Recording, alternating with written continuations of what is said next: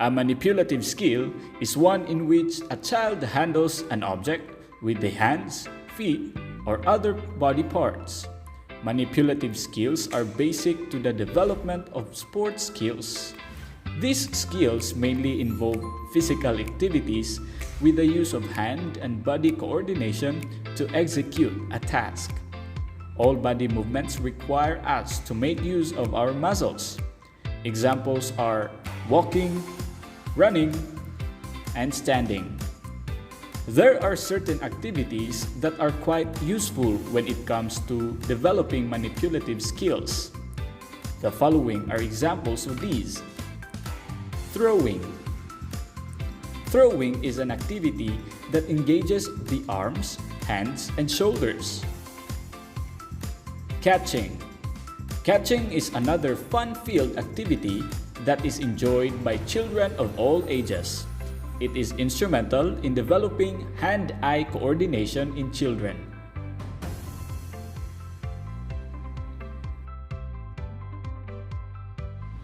Hi, it's Monday and time for another Move Kids activity with me, Darlene, and Move Kids. So today I'm going to teach you a very important skill, and that is to teach the children how to correctly catch and throw a ball. So when the children are going to catch the ball, encourage them to have their elbows close to their body, just like this, and the hands the size of the object they are catching, with the fingers splayed.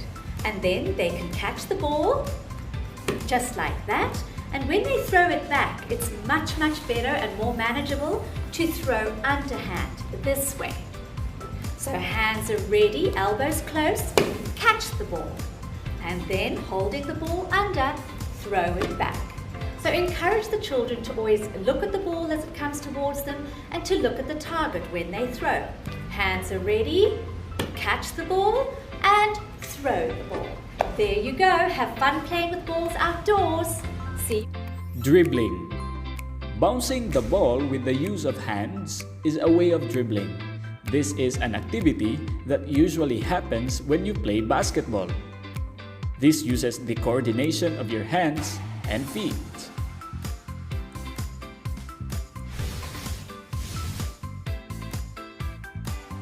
These are the fundamentals of dribbling.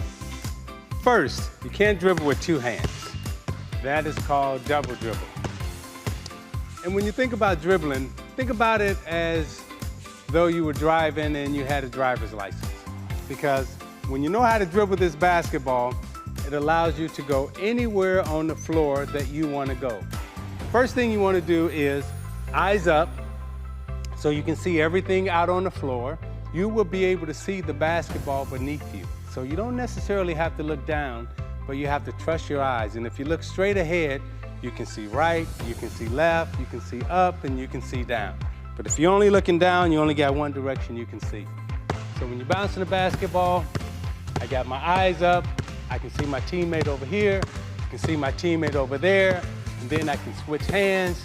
I can see here, I can see there. So when you're bouncing the basketball, you want good balance, you want to stay tight, and if you need to take off and run, you can move with the basketball. Very rarely do you want to stand straight up bouncing the basketball, because when you're standing straight up, then that defender can get into you and force you to go backwards. So you always want to be in what we call a triple threat position, where you're bouncing the basketball, and if you need to take off, you can take off. Now, dribbling the basketball, it's all about your fingertips. You want your fingertips on the basketball. You don't want to be underneath the basketball. You want to be on top of the basketball. And if you can stay on top of the basketball and use your fingertips, then you can play games with it. You can bounce it, you can make music, and dance with it.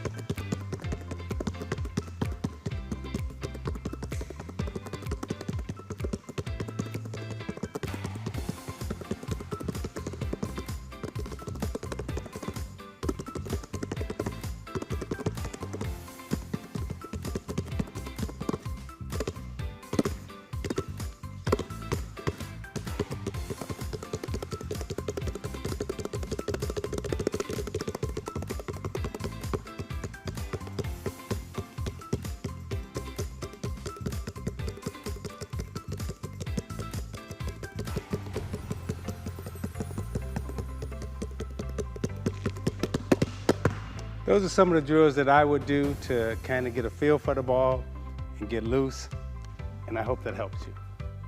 Kicking involves lower body movements and begins by making use of the leg to move a stationary ball. The keys to teaching, learning and improving the fundamental movement skill of kicking. Jessica has been asked to kick a ball with good force at a target. She has not received any instruction on technique at this point. Jess runs up to the ball straight on rather than at an angle. Her non-kicking foot is placed behind the ball. The knee of the kicking leg is not bent during the backswing. The body does not lean back slightly just prior to contact. Ball contact is made with the toe. The ball is pushed rather than kicked, which results in a stiff-legged kick with little or no follow-through.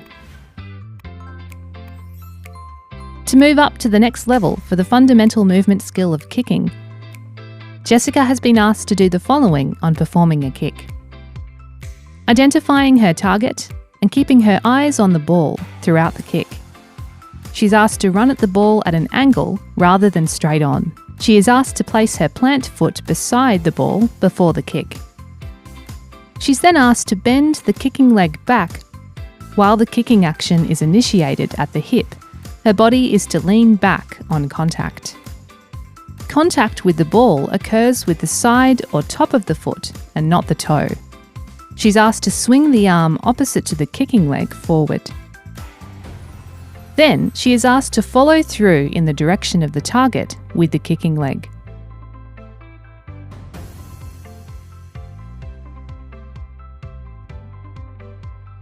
Abby demonstrates an accomplished level of kicking by conducting the following. Her eyes are focused on the ball throughout the kick. There is a forward swing of the arm opposite of the kicking leg.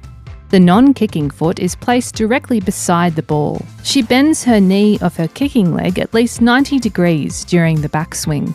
She contacts the ball at the top or the side of her foot. Her kicking leg follows through high and towards the target area and eventually across her body. A bat is used to strike an object so as to propel it into the air. Mastering the skill begins with securely gripping the handle of the bat and exerting enough force to propel the object.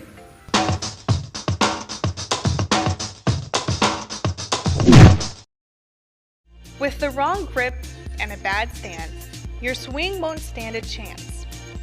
This iSport lesson discusses a grip and stance to use as the basis of your swing. First, let's talk about the grip. If you are right-handed, your right hand should be on top. And if you are left-handed, your left hand should be on top. Your bottom hand shouldn't be more than 2 or 3 finger widths away from the knob of the bat.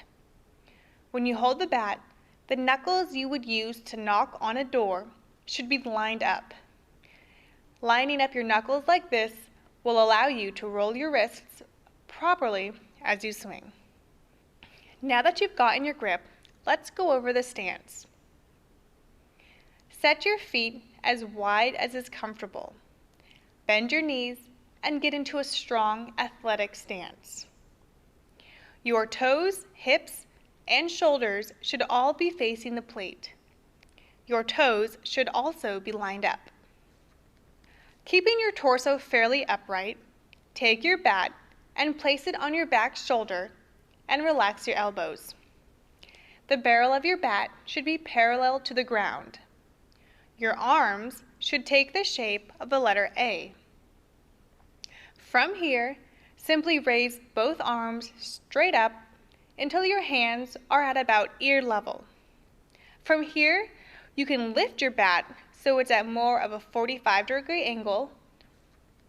Do not lift your back elbow up or wrap your bat behind your head. Keep your grip relaxed until the pitch comes.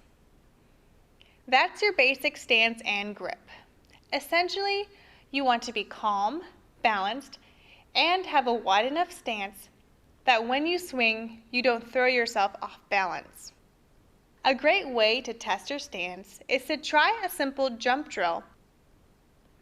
Get into your stance.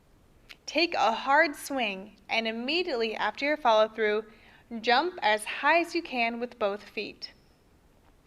If your stance is balanced, you will land exactly as you started with a strong stance and your follow-through intact. If your swing is unbalanced, you will be unstable as you land and will likely have to get out of your stance immediately to catch yourself from falling. Let's review what we've just learned about the grip and stance for hitting. When getting into your stance, make sure your toes are lined up and your legs are wide enough apart that you are perfectly balanced. Keep your weight balance on both feet. Line up your knuckles on the bat. And finally, do not raise your back elbow or wrap your bat behind your head.